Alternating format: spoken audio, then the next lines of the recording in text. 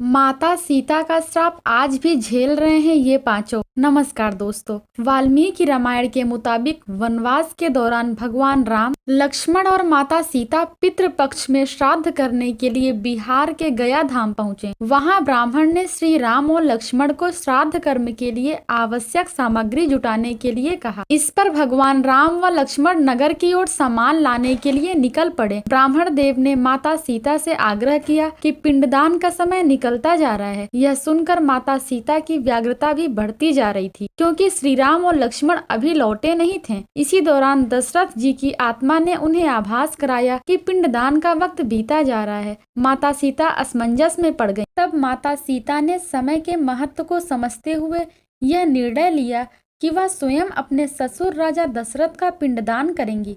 उन्होंने फल्गु नदी के साथ साथ वट वृक्ष, कौवा, तुलसी, ब्राह्मण व गाय को साक्षी मानकर राजा दशरथ का पिंडदान विधि विधान के साथ किया।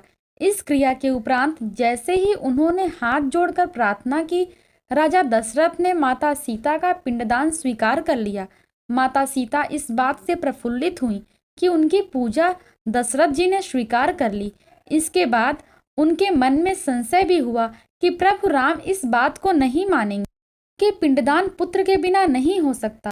थोड़ी देर बाद भगवान राम और लक्ष्मण सामग्री लेकर आए और पिंडदान के विषय में पूछा।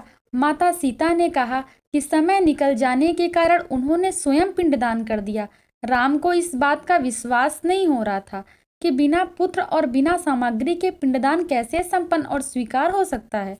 इसके बाद माता सीता ने कहा कि वहां उपस्थित फल्गु नदी, तुलसी, कौवा, गाय, वट वृक्ष और ब्राह्मण श्राद्ध कर्म की गवाही दे सकते हैं।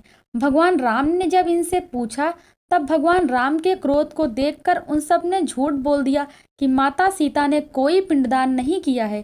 केवल वट वृक्ष ने सत्य कहा कि माता सीता ने सबको साक्षी मानकर विधि पूर्वक राजा दशरथ का पिंडदान किया है।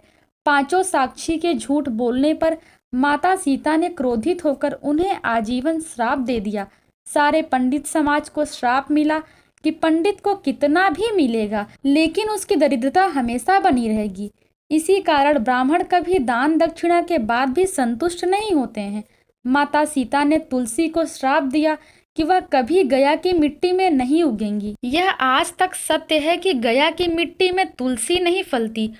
और कौवा को हमेशा लड़ झगड़ के खाने का तथा आकस्मिक मृत्यु श्राप दिया।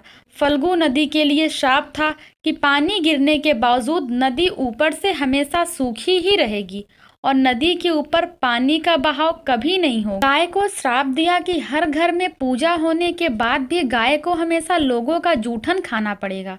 माता सीता ने जहां इन पांचों को श्राप दिया, वहीं सच बोलने पर वट वृक्ष को आशीर्वाद दिया कि उसे लंबी आयु प्राप्त होगी, वह दूसरों को छाया प्रदान करेगा। पतिव्रता स्त्री उनका स्मरण करके अपने पति के दीर्घायु की कामना करेंगी। धन्यवाद दोस्तों, वीडियो पसंद आई हो तो चैनल को लाइक और सब्सक्राइब करें तथा कमेंट बॉक्स में अपनी राय अवश्य दें। Thank you.